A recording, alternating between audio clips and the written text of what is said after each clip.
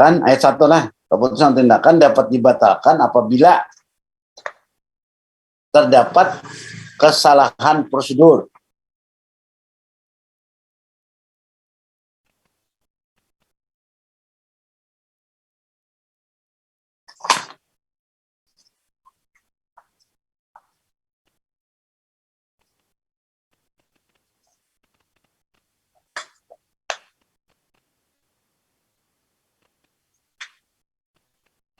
Nah, di situ dikatakan akibat hukumnya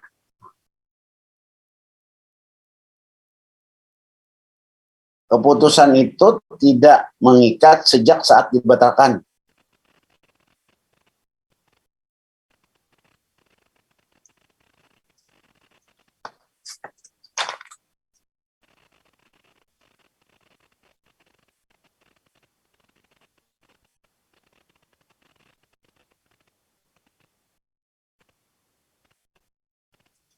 Nah, jadi soal prosedur itu penting lah, penting. Karena menyangkut juga sama seperti substansinya. Menyangkut juga soal keabsahan.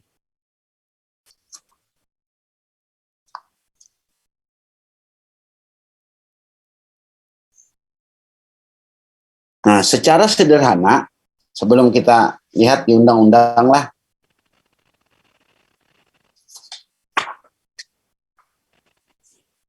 prosedur itu ada 4 prinsip dasar yang selalu ada dalam prosedur.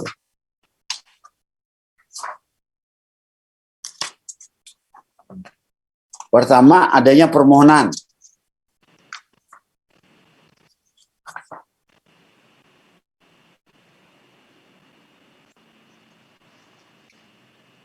Jadi pertama, dalam prosedur ada 4 prinsip dasar.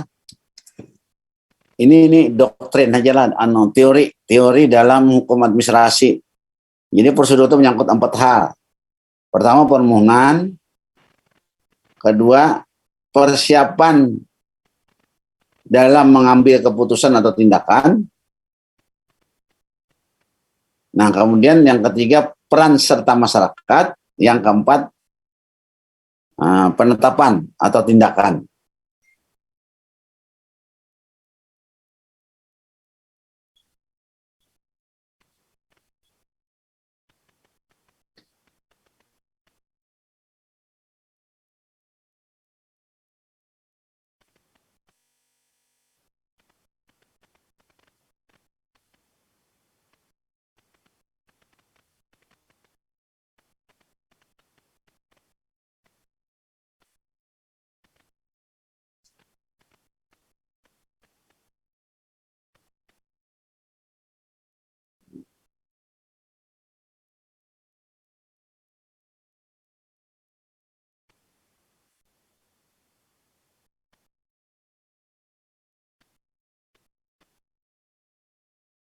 Nah, kenapa jadi ada permohonan lah? Kenapa jadi ada permohonan? Jadi kan tidak ada suatu keputusan dari pemerintah ini yang menyangkut hukum administrasi itu tanpa didahului permohonan. Nah, jadi penerbitan izin lah, penerbitan apa yang dari pemerintah. Nah, itu ada permohonan. Diawali permohonan.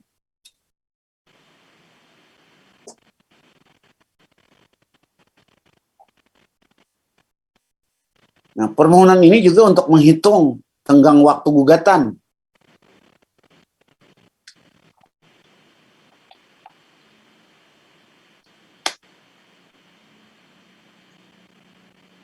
Terutama terhadap diamnya pemerintah. Nah, diamnya. Misalnya dia kan perlu melakukan suatu perbuatan, tapi pemerintah diam. Nah, lalu kapan menentukan, kan di dalam, kalau kita menggugat tentu kan ada tenggang waktu gugatan itu kan dari perbuatan itu kan 3 bulan ya, 90 hari. Nah, itu kapan memulainya? Nah, kalau tidak ada permohonan, misalnya dia semestinya melakukan sesuatu, pemerintah tetapi tidak melakukan. Nah, bagaimana caranya? Ini yang soal diamnya pemerintah lah, kan tindakan itu kan ada dua. Ada yang berwujud, ada yang tidak. Tidak tuh yang diam.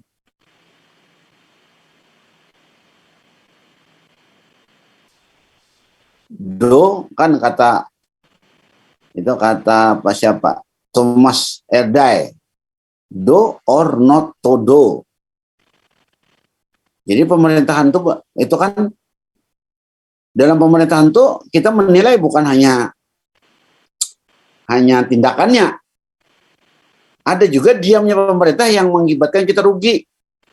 Pemerintah harus melakukan sesuatu tapi pemerintah tidak melakukan. Nah, itu bisa digugat.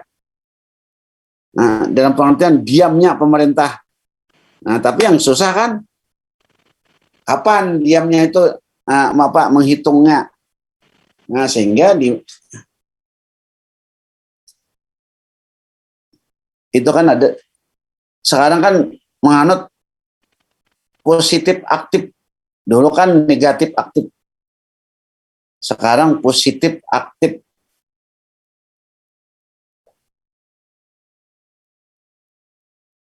Mungkin di itu di hukum acara TUN ada ya sana. Nah, saya tidak menjelaskanlah hukum acara TUN.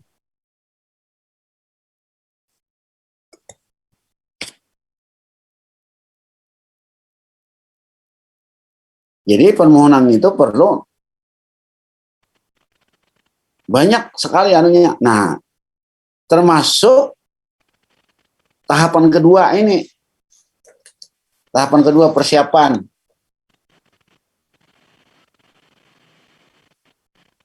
Jadi kamu kalau jadi pejabat, itu kan tahap persiapan ini untuk mengukur kecermatan, ketelitian, kehati-hatian seorang pejabat pemerintah.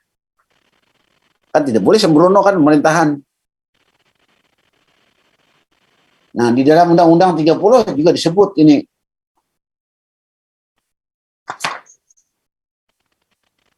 Nah, misalnya pada pasal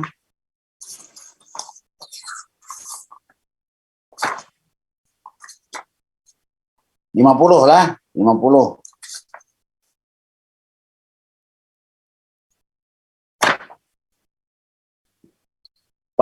Jadi persiapan itu kan tadi kan permohonan wajib. Permohonan itu apa isinya? Apa hanya permintaan saja? Tidak. Permohonan itu kita mengajukan permintaan untuk minta terbitkan suatu keputusan atau tindakan. Nah, biasanya kan dilampiri tentang fakta dan data. Nah, misalnya kalau kita minta membuat SIM lah. Nah, kita akan menyampaikan apa itu syaratnya KTP. Nah, hasil tes psikologi misalnya kan.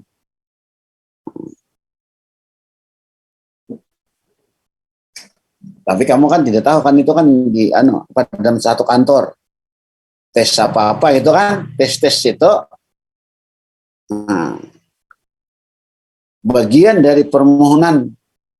Jadi kan ada belangkonya situ, pasti ada belangko, kita tanda tangani. Nah, lalu tahapan yang kedua tadi, persiapan tadi, itu tugas pemerintah untuk memverifikasi kebenaran data yang ada dalam lampiran permohonan.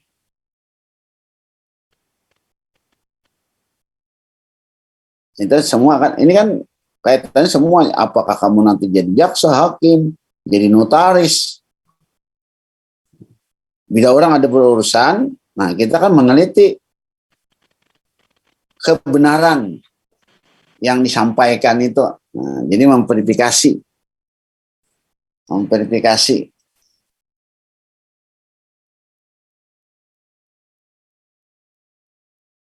Coba kalau saya baca pasal 50 lah. Badan atau pejabat pemerintahan sebelum menetapkan dan atau melakukan keputusan atau tindakan harus memeriksa dokumen dan kelengkapan administrasi pemerintahan dari pemohon.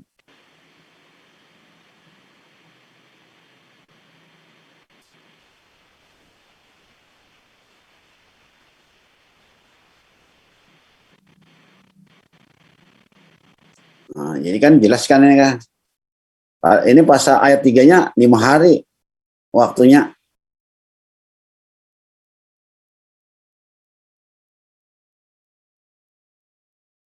Jadi kalau ternyata syarat-syaratnya terpenuhi setelah diteliti, diverifikasi, nah jadi baru diberitahu oh sudah syarat administrasinya sudah memenuhi.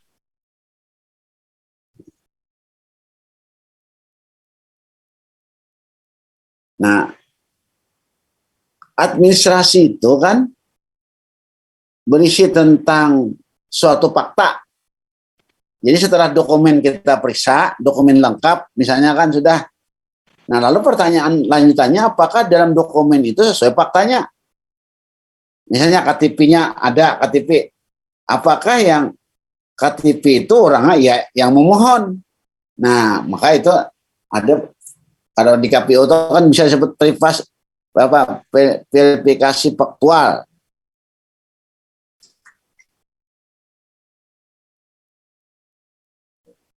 Jadi tindakan verifikasi faktual ini juga penting kan, pemeriksaan dokumen. Di Undang-Undang 30 2014 jelas semua lah. Tidak saya ulangi lagi nih. Jelasannya. Kamu baca aja nantilah. Nah, kita lanjutlah. Kemudian, nah, salah satu tahapan setelah memverifikasi kebenaran itu kan adalah publikasi.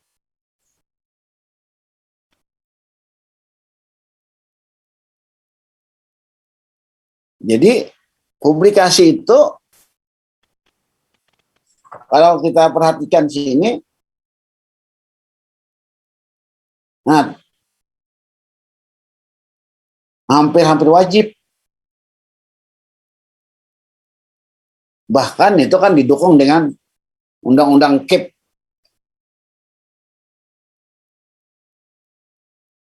Undang-Undang KIP itu keterbukaan informasi publik. Jadi jangan hendak bersembunyi. Pemerintah namanya kan hukum administrasi itu kan hukum publik. Publik itu artinya terbuka di publik.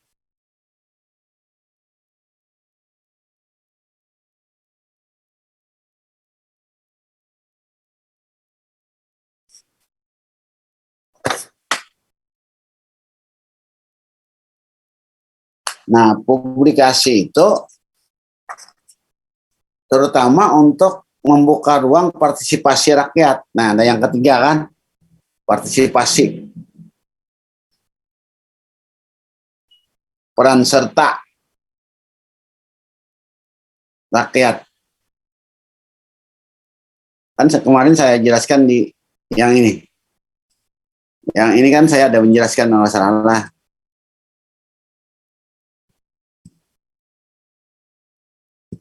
Nah, ini peran serta ini.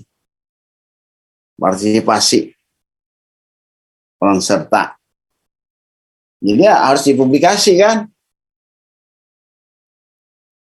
Siapa tahu ada yang keberatan.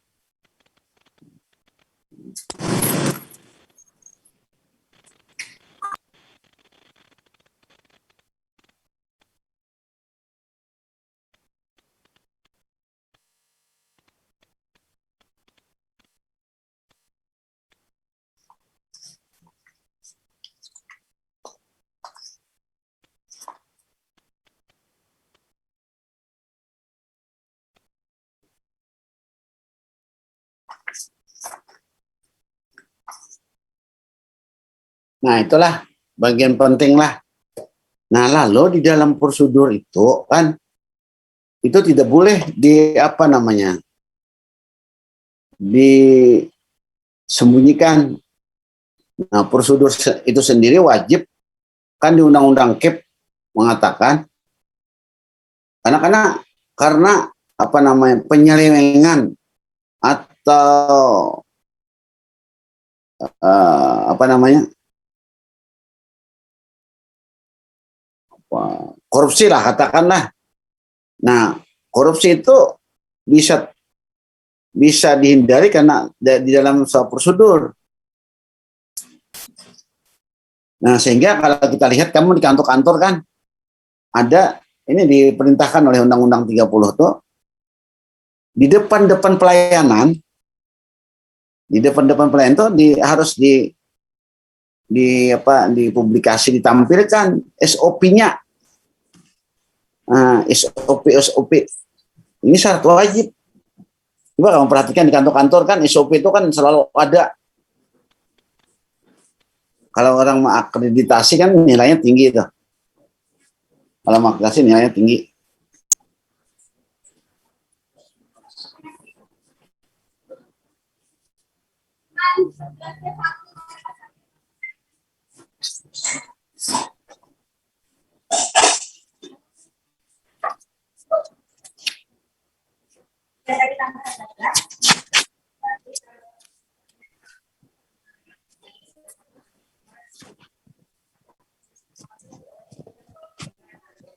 Nah, jadi ini kan ada SOP.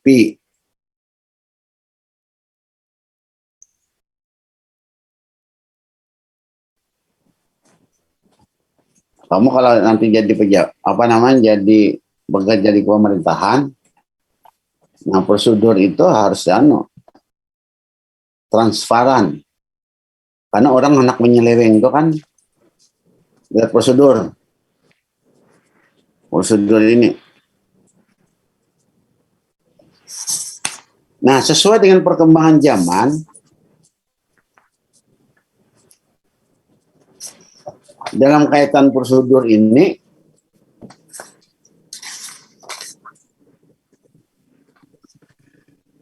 dimungkinkan untuk menggunakan apa nih? Entahlah. Menggunakan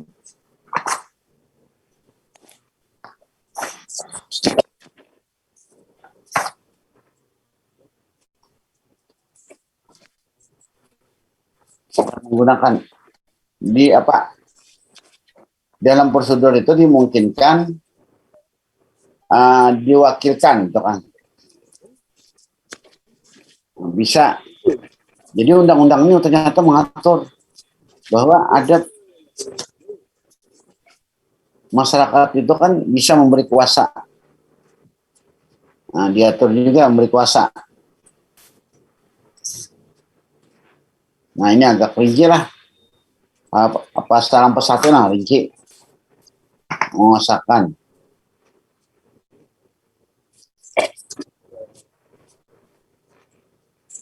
Nah, tadi saya katakanlah di prosedur ini kan rentan penyelenggaraan. Nah, terutama di sini kalau kita kaitkan dengan ada konflik.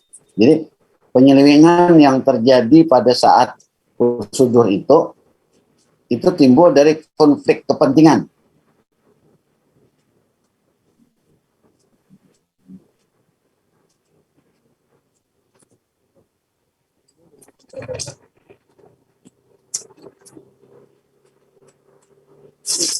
Apa yang dimaksud dengan konflik kepentingan? Nah, coba perhatikan pasal 43.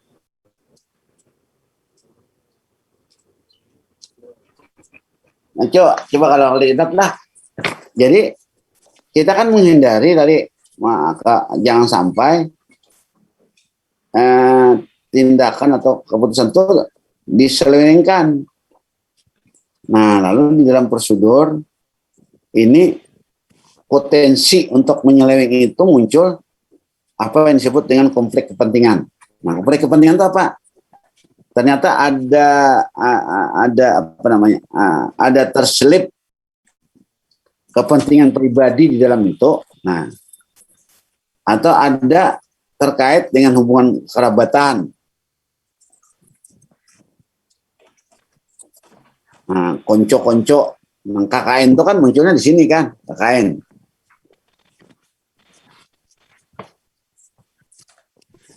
Nah, sehingga ini diatur tentang konteks kepentingan ini.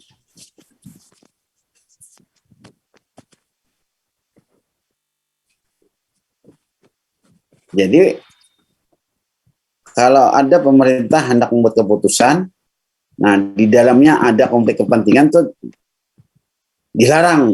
Kata dilarang itu kan baca pasal 42 ayat 1. Dilarang.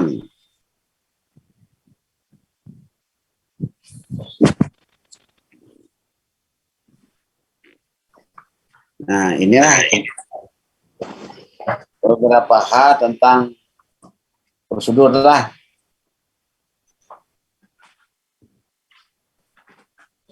Ada yang ingin ditanyakan kah?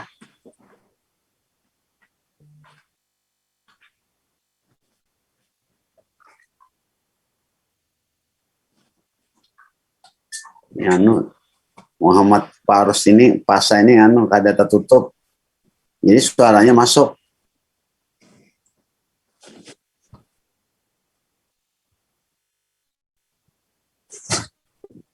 Maaf Pak, terbuka suaranya Pak. Oh, saya sudah temukannya.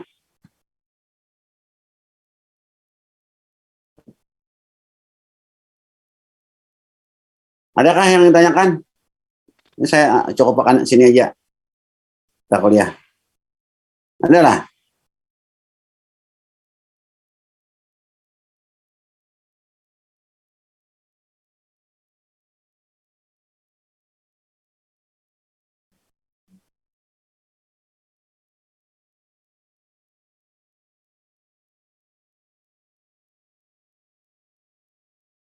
Ada tugas lah dari Ibu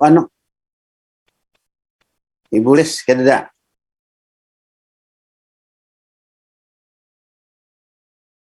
Nah,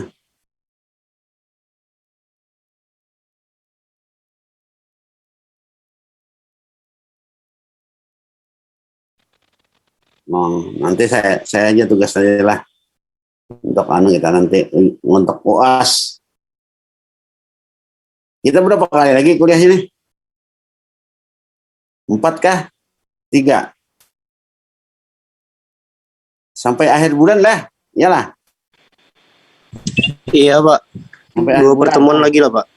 Apa? 3 kali kah? 3 kali kah? Hah? 2 berapa? Pak.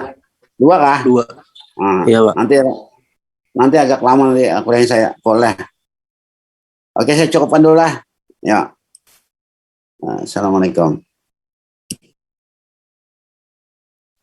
Waalaikumsalam. Makasih Bapak. Makasih Pak.